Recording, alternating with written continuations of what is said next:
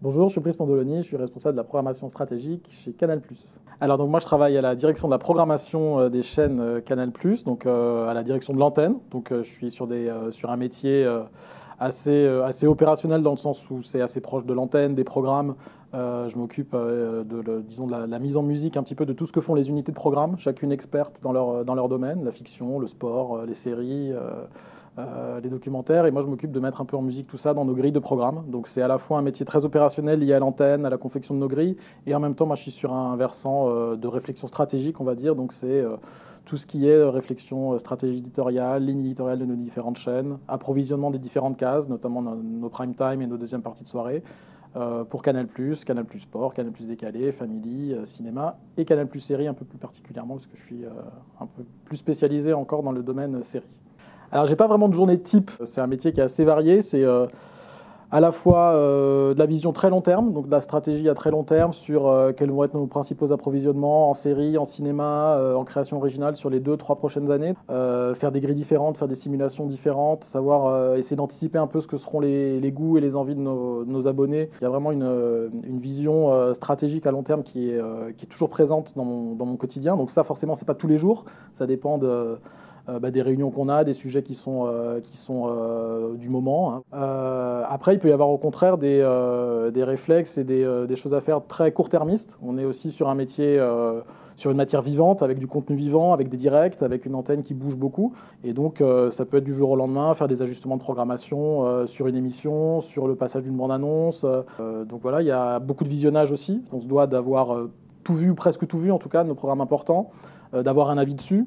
Pour ne serait-ce que bien les programmer, savoir s'ils sont adaptés à l'horaire où on les met, au public qu'on cherche à toucher. La programmation, c'est beaucoup de la gestion de contraintes. On a un peu nos envies, notre grille idéale avec tous les programmes qu'on récupère des différentes unités de programme, et on passe ça un peu à la moulinette des contraintes derrière. Les quotas, les contraintes juridiques, les contraintes de diffusion, les contraintes budgétaires aussi. Donc il y a vraiment des temporalités très différentes, ce qui fait que les journées ne sont pas calibrées, ne sont pas forcément types tous les jours. Donc c'est ce qui est agréable. Alors mon parcours, moi j'ai quasiment toujours travaillé chez Canal+, ça fait 10 ans que j'y suis. Auparavant, donc, j'ai fait Sciences Po Paris. Ensuite j'ai fait le Master Média de l'ESCP. J'ai fait mes principaux stages en télé, entre Sciences Po, le Master et la sortie du Master. Grosso modo, j'ai quasiment fait que des stages en télévision. J'ai fait un stage en prod chez Match TV, qui était une chaîne CapSat qui a disparu. Et ensuite, j'ai fait mon premier stage vraiment professionnel, on va dire, au sortir du master à France Télévisions, aux études marketing, aux études d'audience, donc qui sont à la fois des études d'audience et des études de programme, donc tout ce qui est test qualitatif d'émissions, nouveaux programmes, voilà, baromètre de grille, etc. Donc j'ai fait mes premières armes professionnelles, on va dire, à France Télévisions, puisque j'ai enchaîné sur un CDD après ce stage, et j'ai continué là-dedans à Canal, du coup, puisque ensuite mon premier job a été de travailler aux études programme de Canal+. Donc c'est faire des études d'audience, faire des études quali, faire des baromètres de satisfaction, tout ce qui permet de piloter l'offre de programme à travers des outils marketing assez classiques. C'est une formation qui est un passage qui est très formateur, dans le sens où on apprend à la fois à connaître le contenu déjà de notre offre, on travaille vraiment sur du programme, sur de l'antenne, sur du contenu, et où en même temps on apprend à connaître les gens qui nous consomment, les gens qui nous regardent, ce que font aussi les autres. Enfin, ça donne un bon panorama de ce qu'est le milieu de la télé pour un premier job. Et ensuite, je suis passé donc à la programmation. J'étais chargé de programmation au début sur les chaînes Canal+, et où ensuite je suis devenu responsable plus largement de la programmation stratégique.